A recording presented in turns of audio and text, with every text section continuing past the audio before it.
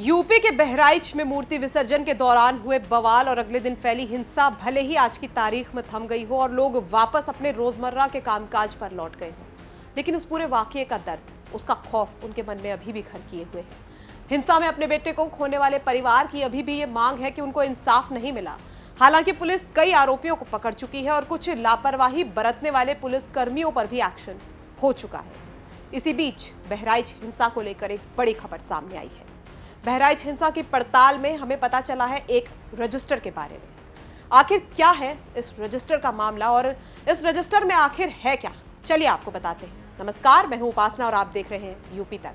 दरअसल बहराइच हिंसा की पड़ताल में अफसरों की बड़ी चूक सामने आई है। बहराइच के जिस हरदी थाना क्षेत्र के महाराजगंज इलाके में हिंसा हुई, उस थाने के त्योहार रजिस्टर में बीते 13 साल से कोई जानकारी ही दर्ज नहीं थी। आखिरी एंट्री उस रजिस्टर में साल 2011 में की गई थी। गणेश चतुर्थी का त्योहार था और इस दौरान हरदी थाने में तैनात तत्कालीन थानाध्यक्ष ने त्योहार रजिस्टर में आखिरी एंट्री की थी, जिसके बाद साल 2011 से 2024 तक किसी ने भी त्योहार रजिस्टर में इलाके की सूचनाओं, इलाके में निकलने वाले जुलूस या धार्मिक आयोजनों का कोई जिक्र ही नहीं किया है।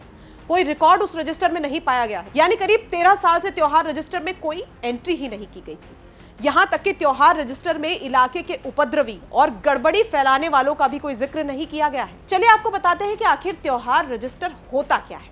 तो त्योहार रजिस्टर एक खास रजिस्टर होता है जिसमें हर थाना अपने एरिया के बारे में एंट्री करता है। इसमें हर त्योहार के बाद खास जानकारी जो होती है वो एंटर की जाती है, जैसे कि त्योहार के दौरान किसने गड़बड़ी फैलाने की कोशिश की, कितनी फोर्स लगाई गई, क्या क्या कमी रह गई जिसको दूर किया जा सकता था, वगैरह वगैरह।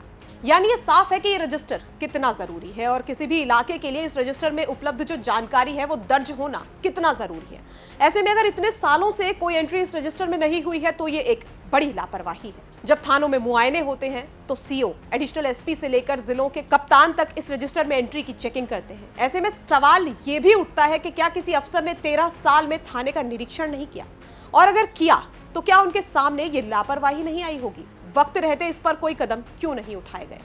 आपको बता दें कि ऐसा तब हुआ जब सीओ महसी रहे रूपेंद्र गौड़ ने 12 सितंबर 2024 को ही इस संबंध में एसपी को अपनी रिपोर्ट भेजी थी। एक और लापरवाही जो सामने आई थी वो ये कि बहराइच पुलिस लाइन में एंटी राइट डिवाइसेस भी चालू हालत में नहीं थे। यानी एंटी राइट उपकरणों की समय रहते चेकिंग नहीं हुई थी और ना ही कभी कोई एंटी राइट ड्रिल ही की गई थी। बता दें कि बहराइच पुलिस की इस बड़ी चूक की रिपोर्ट अब मुख्यमंत्री को दे दी गई है और अब जिले के बड़े अफसरों पर भी कार्रवाई की तैयारी की जा रही है। माना जा रहा है कि इस संबंध में विभागीय कार्रवाई देखने को मिल सकती है।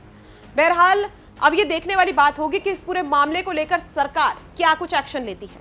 ये खबर हमें भेजी है हमारे सहयोगी संतोष शर्मा ने।